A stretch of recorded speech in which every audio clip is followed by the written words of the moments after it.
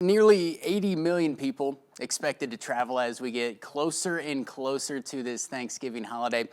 Thankfully, we've got some experts here to help us. Aixa Diaz is from AAA. She's here to kind of break down what they're expecting. Thanks for joining us. Yeah, we're projecting record Thanksgiving travel. So for the first time, AAA expanded the travel window. We normally only looked at Wednesday through Sunday. This year, we're looking at Tuesday before Thanksgiving Day and Monday after. And we're projecting nearly 80 million Americans traveling over that 7-day period. A lot of people started leaving earlier, we noticed, post-pandemic especially. A lot of students are off of school on Wednesday, so many families are hitting the road or flying out on Tuesday and then coming back, if not Sunday, on a Monday. But holiday travel is still breaking records this year. We saw it over the summer, over July 4th, and now we're projecting it again over Thanksgiving.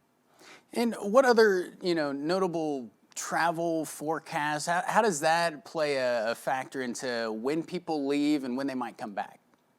Yeah, it's still very popular to leave the Wednesday before Thanksgiving. If people don't take time off work or don't get to take time off work that Wednesday, a lot of people then leave Wednesday after work.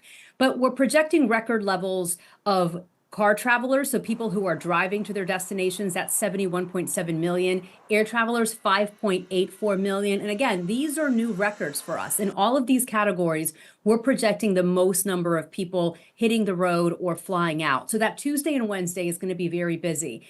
Thursday itself, Thanksgiving Day, is actually the best day to travel over Thanksgiving because the airports are not as crowded and there's not as much traffic. Not everyone has that flexibility, but if you do, consider that. Leave early on Thursday and you'll make it for Thanksgiving dinner.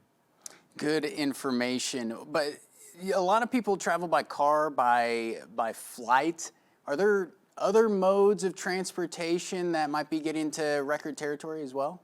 Yeah, so we also look at this other modes category. That includes buses, trains, and cruises. And cruising is a little bit different because that's not really your means to your destination. That is sort of your destination. It's part of your trip. And cruising has had a tremendous spike post-pandemic. Domestic and international cruise bookings are up 20% this Thanksgiving compared to last Thanksgiving. And one point of that is we saw revenge travel post-pandemic. A lot of people wanting to book trips right away after lockdowns were lifted and restrictions were lifted. But the cruising industry was the last to sort of come back online. So what we're seeing now is some of that revenge travel that was booked 2 years ago.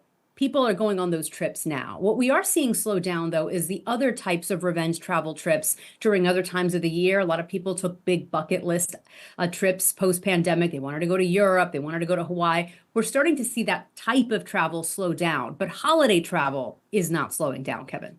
Aixa Diaz with the AAA, an expert in the industry. Thanks as always for joining us.